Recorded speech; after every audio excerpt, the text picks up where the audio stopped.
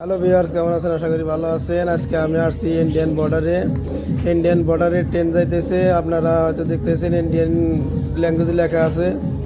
তো এই বর্ডারটা আপনাদেরকে ঘুরে ঘুরে দেখাবো। আমি যেহেতু এই বর্ডারে আসছি, এটা যশোর বেনাফুল বলা হয় এই জায়গাটার নাম। এই যে ইন্ডিয়ান গাড়ি দেখেন, ইন্ডিয়ান টাটা গাড়ি এখানে আছে। মানে এই গাড়িগুলো কিন্তু ওই বাংলাদেশে আসছিল। ওখানকার এই কিছু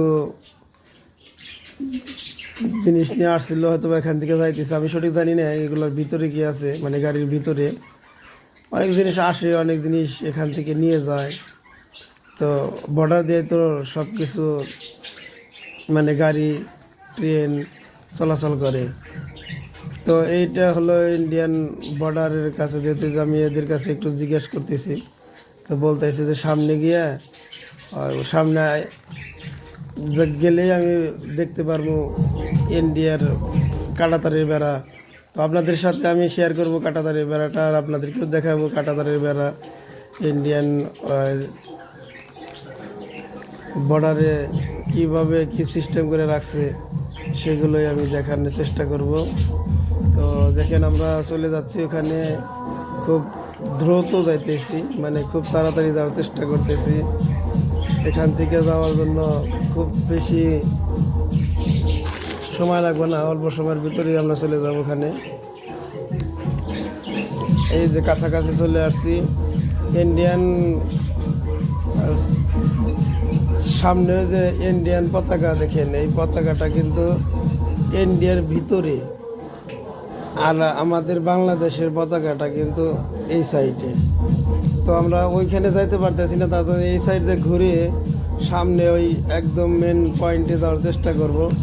তো মেন পয়েন্টে গেলে আমরা বুঝতে পারবো যে আসলে ওখানে কি আছে, এরকম কি দেখা যায়। তো আপনাদেরকে আমি এগুলোই দেখানোর চেষ্টা করব। এই যে আর একটা গাড়ি চলে আসলো, এগুলো বাংলাদেশে যাইতেছে, ইন্ডিয়া থেকে আসতেছে।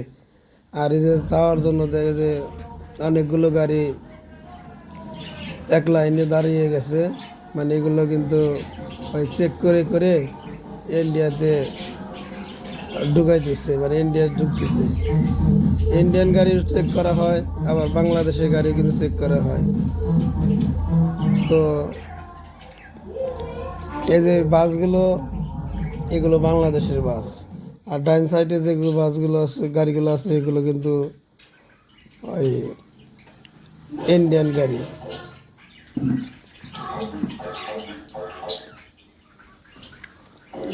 এখানে আমার গাড়িটা পার্কিং করে রাখছি, আমার গাড়ি নিয়ে আসছি এখানে। এখান থেকে আমরা গাড়ির বডি নিয়ে যাবো। গাড়ির বডি অনেক দেখতেছে, গাড়ির বডি এখান থেকে বানাইলে একটু কম দামে বানানো যায়, গাড়ির বডিটা ভালো বানানো যায়। তো আমার সাথে আমি জুয়েল ভাইকে নিয়ে আসছি, জুয়েল ভাই গাড়ি ড্রাইভ করতেছে। যেহেতু জুয়েল ভাই গাড়ি ভালোই চালাইতে পারে, অনেক সুন্দর চালায়, যে আমাকে রাখে গাড়ি নিয়ে চলে গেল। যেখানে গাড়িটা দাঁড় করানো ছিল, তো ওখানে নিরাপদ মনে করলাম না, তার জন্য বলছি যে সামনে গিয়ে দাঁড়ান। তো সামনে গিয়ে দাঁড়াইতেছে, সামনে যাওয়ার পর ওই যে দেখেন পার্কিং করার জন্য চেষ্টা করতেছে। তো কিছুক্ষণ আগে এখানে খুব বেশি বৃষ্টি হয়েছে, মানে বৃষ্টি হয়েছে অনেক বেশি, কিন্তু বেশিক্ষণ হয় নাই, এই 2-4 মিনিটের মধ্যেই আবার বৃষ্টি চলে গেছে। তো যদি কারো ইন্ডিয়ার যাওয়ার প্রয়োজন হয়, এখান থেকে বেনাপোল দিয়ে যেতে পারবেন। তো জল ভাই একটু টেনশনে আছে কি কখন আমরা এখান থেকে বের হব, কতক্ষণ সময় নেব। তো অনেকক্ষণ ধরে আসা হয়েছে, তো বাইরে অনেক দেখা গেছে যে অনেক সময় ড্রাইভ করছে, তার জন্য হয়তো ক্ষুধা লাগছে। বাইকে বলতেছি যে কিছু খাবারের জন্য, মানে খাবার খেয়ে তারপরে আমরা যাব। তো এখানে খাবার হয়তো খাবো না, আমরা খাবো এই যশোর গিয়ে, যশোর টাউন থেকে খেয়ে নেব। তো এখান থেকে বেশি রাস্তা না, মানে 15-20 কিলোর মতো রাস্তা আছে, টাউনে যাইতে পারো। তো ওদিকে আমাদের কিছু কাজও আছে, তখন খাবার খেয়ে তারপরে ধীরে আস্তে ওইদিকে চলে যাব। দেখেন এখানকার পরিস্থিতি কেমন হয়েছে। তো এক ভাইকে পাইলাম এই যে ডাব বিক্রি করতেছে। তো ডাবের দাম আমাদের ওখানে যে দাম এখানে সেম দাম, একটু বেশ কম আছে, ওটা সমস্যা না, মানে যে বিক্রি করা হারে আর কি।